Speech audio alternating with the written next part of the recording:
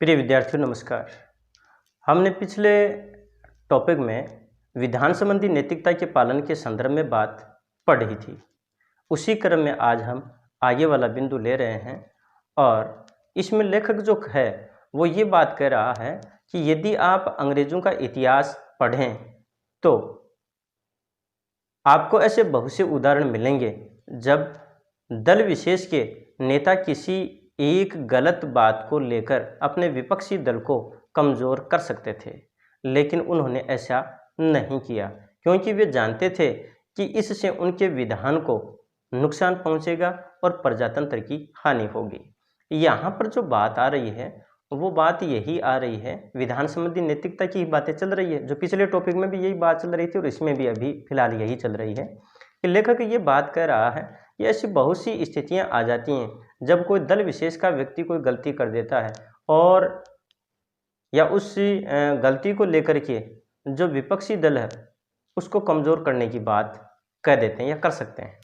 इसको देखना पंक्ति को कि जब दल विशेष के नेता किसी एक गलत बात को लेकर अपने विपक्षी दल को कमज़ोर कर सकते थे, लेकिन उन्होंने ऐसा नहीं किया। यहाँ पर ये इंग्लैंड के संदर्भ में बात आई है क्योंकि वे जानते थे कि इससे उनके विधान को अर्थात संविधान को नुकसान पहुँचेगा और प्रजातंत्र की हानि होगी। तो ऐसा यानी कि वहाँ पर नहीं हुआ। आगे यहाँ पर प्रजातंत्र की सफलता के लिए एक और बात है जो अत्यंत आवश्यक है, वह यह है कि अल्पमत पर बहुमत का अत्याचार न हो।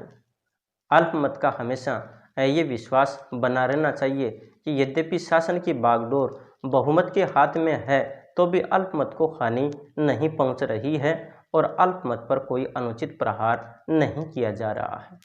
यहाँ पर अगला जो बिंदु बताया विधान संबंधी नैतिकता के बाद में जो प्रजातंत्र के लिए आवश्यक जो बात बताई है वो बात बताई कि अल्पमत पर बहुमत के द्वारा अत्याचार नहीं होना चाहिए, उसका अपना प्रभाव नहीं होना चाहिए, बल्कि उन्हें भी अपना अस्तित्व बनाए रखने के लिए पूरी स्वतंत्रता होनी चाहिए। उन्हें किसी भी तरह की कोई हानि नहीं पहुंचनी चाहिए, उनके ऊपर किसी भी तरह का कोई अनुचित जो प्रहार है वो नहीं किया जाना चाहिए। ये बात यहाँ पर लेखक ने कही है।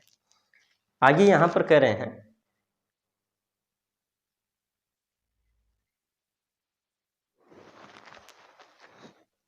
कि यह एक ऐसी बात है जिसका ब्रिटेन की पार्लियामेंट में बहुत ख्याल रखा जाता है।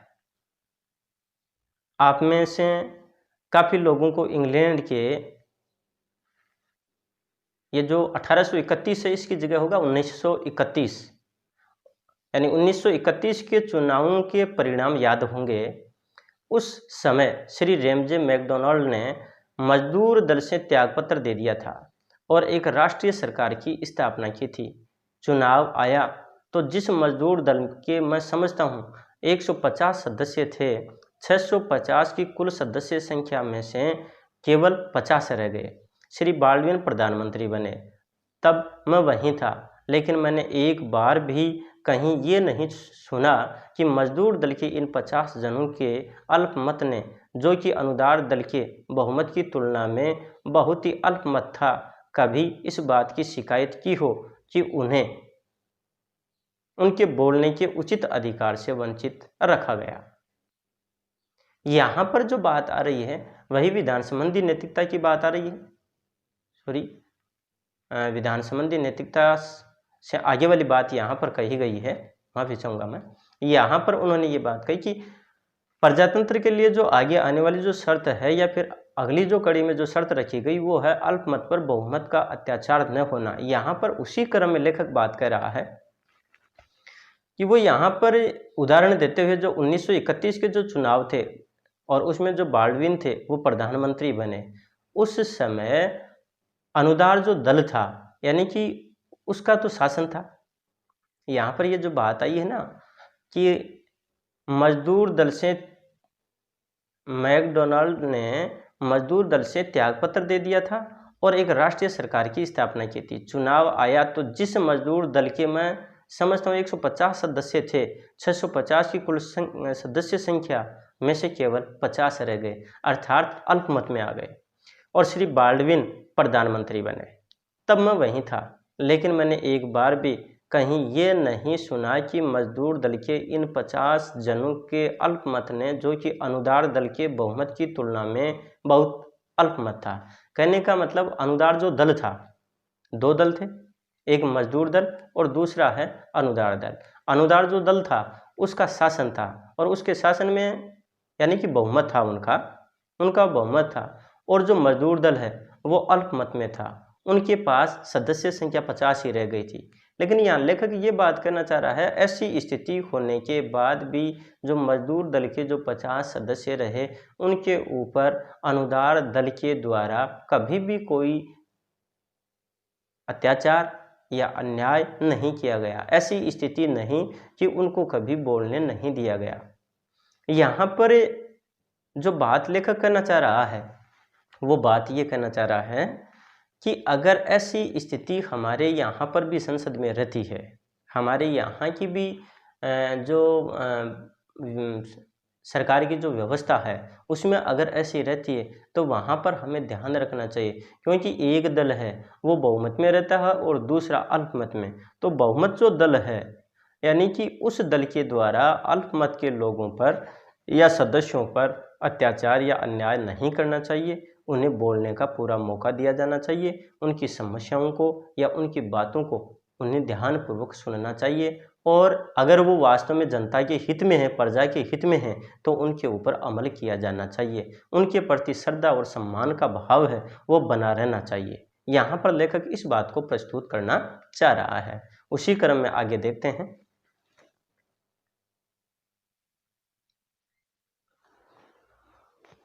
लेखक यहाँ पर कह रहा है कि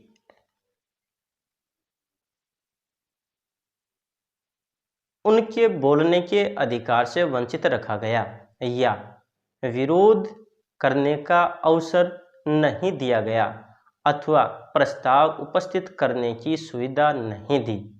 अब जरा आप अपनी पार्लियामेंट की ओर देखें। ये जो विरोधी पक्ष के लोग ज़्यादातर निंदा का प्रस्ताव या कार्य स्थगित करने का प्रस्ताव लाते रहते हैं, मैं उसका समर्थन नहीं करता, लेकिन तब भी आपने इस बात की ओर ध्यान दिया होगा कि चाहे निंदा का प्रस्ताव हो या चाहे कार्य स्थगित करने का प्रस्ताव हो, यहाँ पर जो लेखक जो बात करना चाह रहा है वो अपने देश की शासन व्यवस्था पर ये प्रश्न खड़ा कर रहा है कि हमारे यहाँ पर जो अल्पमत में जो भी लोग यानी किसी भी प्रस्ताव को लेकर के आते हैं या किसी भी बात को लेकर के आते हैं, तो बहुमत दल के जो लोग हैं यानी कि जिनकी सरकार होती है वो उनकी बात को तवज्जो नहीं देता, उनकी बात को मानने को बिल्कुल भी राजी नहीं होता और हमेशा उनका बहिष्कार करता रहता है। ऐसी स्थिति हमारे यहाँ पर नहीं होनी चाहिए, ये बात लेखक यहाँ पर कहना चाह रहा है।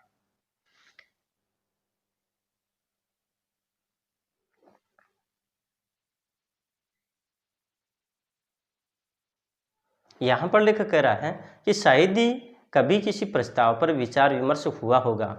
मुझे इससे काफ़ी आश्चर्य हो रहा है। जब मैं ब्रिटेन की पार्लियामेंट के वाद विवाद की रिपोर्ट पढ़ता हूँ तो मुझे एक अवसर नहीं दिखाई देता जब अध्यक्ष ने किसी कार्य के स्थगित करने के प्रस्ताव पर विचार करने की अनुमति न दी हो। हाँ, यदि सरकारी आज्ञा ही हो तो दूसरी बात है। जब मैं बम्बई विधानसभा का सदस्य था तो हमारे मित्रों में से कुछ श्री मोरारजी, श्री मुंशी तथा खर्रे और दूसरे कुछ लोग सत्तारूढ़ थे। उन्होंने एक भी बार किसी काम रोको प्रस्ताव पर चर्चा नहीं होने दी। या तो हमारे मित्र श्री मावलंकर जो उस समय अध्यक्ष स्पीकर थे उसे विधान बाह्य कहकर सहायक हो जाते थे, या जैसा उन्होंने स्वीकार किया मिनिस्टर विरोध कर देते थे। कहने का मतलब ये है कि यहाँ पर जो हमारे अल्पमत में जो लोग रहते हैं या विपक्ष रहता है उनकी बातों का यहाँ पर कोई आदर नहीं होता, उनको बोलने का मौका नहीं दिया जाता। उन्हें बोलने का मौका दिया जाना चाहिए। हमारी संसद की ये बात यहाँ पर ये कह रहे हैं कि जो बहुमत में जो होता है और वो अल्पमत वालों की बात पर गौर नहीं करता, उनको कोई तवज्जो नहीं देता, जबकि उनकी बात को सुना जाना चाहिए, क्योंकि वो भी जो कोई बात कहेंगे वो जनता के हित में ही कहने का प्रयास करेंगे।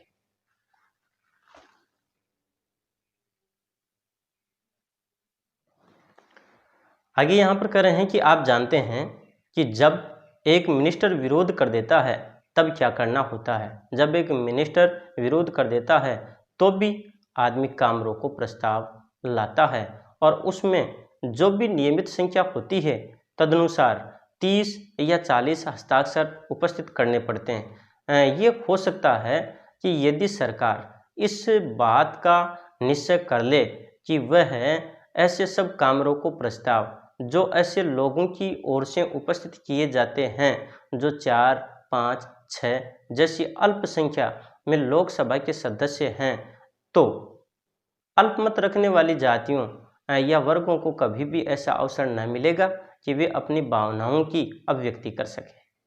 यहाँ पर वो ही बात लेखक कहना चाह रहा है कि जो अल्पमत में जो लोग हैं उनकी भावनाओं का आदर किया जाना चाहिए, उनकी बातों को माना जाना चाहिए, उनकी हितों की रक्षा की जानी चाहिए। और जो अल्पमत में यानी कि जो हमारे जातियां हैं या जो वर्ग हैं उनके हितों की भी रक्षा की जानी चाहिए। बहुमत के द्वारा अल्पमत पर अत्याचार किया जाता है, उसको रोका जाना चाहिए। इस बात को मूल रूप से लेखक प्रस्तुत करना चाहता है।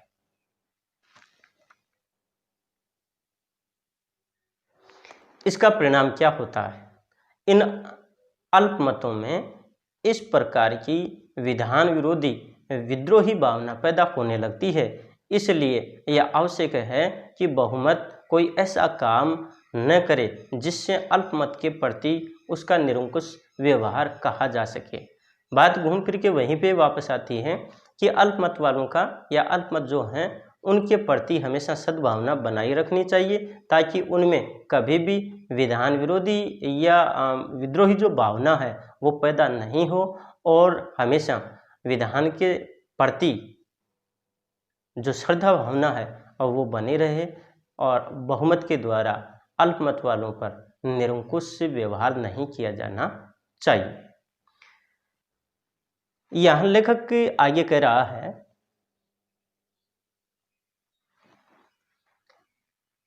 मैं एक ही बात कहूँगा और उसके बाद अपना भाषण बंद कर दूंगा। मैं समझता हूँ कि प्रजातंत्र की सफलता के लिए आवश्यक है कि समाज नैतिक नियमों का पालन करे। कुछ ऐसा हुआ है कि राजनीतिक शास्त्र के आचार्यों ने शायद प्रश्न के इस पहलू पर कभी विचार ही नहीं किया। उनकी दृष्टि में नीतिपरायण होना एक बात है और राजनीति दूसरी बात। आप राजनीति सीख सकते हैं लेकिन नीति के विषय में कोरे अज्ञानी बने रह सकते हैं। मानो राजनीति बिना नीति के ही सफल हो सकती है। मुझे तो ये एक आश्चर्य में डालने वाली स्थापना मालूम होती है। तो प्रजातंत्र में होता क्या है? हम एक स्वतंत्र सरकार में प्रजातंत्र की चर्चा प्राय करते हैं। यहाँ पर लेखक ये बात कहना चाह रहा है कि प्रजातांत्रिक शासन व्यवस्था की सफलता के लिए नैतिक नियमों का पालन करना जरूरी है। यहाँ पर राजनीति शास्त्र और नीति शास्त्र या नीति प्रायणता और राजनीति, इन बातों के बारे में इन्होंने चर्चा की है। इनका मानना है कि नीति प्रायण होना एक बात है और राजनीति दूसरी बात। यानी कि आप राजनीति सीख सकते हैं लेकिन नीति के विषय में कोरे अज्ञानी बने रह सकते हैं। मानो राजनीति बिना नीति के ही सफल हो सकती है। कि राजनीति है उसमें भी यानी कि नैतिकता होती है, उसमें भी नीति होती है। बिना नीति के राजनीति भी सफल नहीं हो सकती है। यहाँ पर इस बात को ये प्रस्तुत कर रहे हैं। लेकिन प्रजातांत्रिक व्यवस्था में कभी कभी ऐसी जो बातें हैं वो आश्चर्य में डालने वाली होती हैं, अर्थात राजनीति में नैतिकता पालन का अभाव बना रहता है।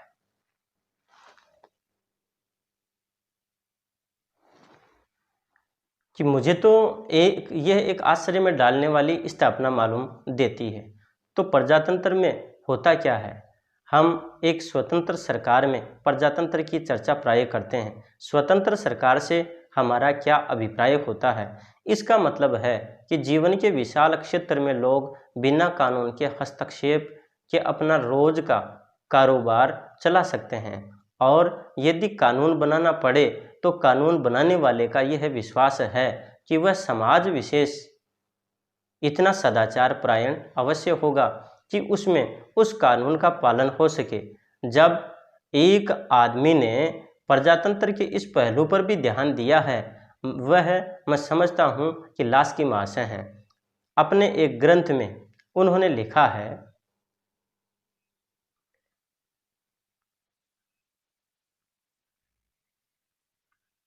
हम इस बात पर चर्चा करें इससे पहले ये जो उपयुक्त जो पंक्तियां हैं इनके बारे में बात करते हैं। यहाँ पर जो लेखक है उन्होंने यही बात कही है कि जो प्रजातांत्रिक जो शासन व्यवस्था है उसमें स्वतंत्र सरकार होती है, और स्वतंत्र सरकार का यहाँ पर जो अभिप्राय, देखो यहाँ पर प्रश्न भी बनता है कि स्वतंत्र सरकार से लेखक का क्या अभिप्राय है। तो इसका मतलब है कि जीवन के विशाल क्षेत्र में लोग बिना कानून के हस्तक्षेप के अपना रोज का कारोबार चला सकते हैं। कहने का तात्पर्य उन्हें काम की स्वतंत्रता हो, और यदि कानून बनाना पड़े तो कानून बनाने वाले का ये विश्वास है कि वह समाज विशेष इतना सदाचार प्रायण अवश्य होगा कि उसमें उस कानून का पालन हो सके। और मान लीजिए कि वहाँ पर कोई नियम भी अगर बनाना पड़ता है तो इस बात का भी पूर्ण विश्वास होना चाहिए कि उन नियमों का पालन जो वहाँ की जो प्रजा है, वहाँ की जो जनता है, वो पूर्ण रूप से करेगी और सदाचारी बने रहेगी। जिस एक आदमी ने प्रजातंत्र के इस पहलू पर भी ध्यान दिया, उसके बारे में लेखक यहाँ पर लास्की की बात कर रहा है, और लास्की महाशय ने जो इस संबंध में लिखा वो देखिएगा।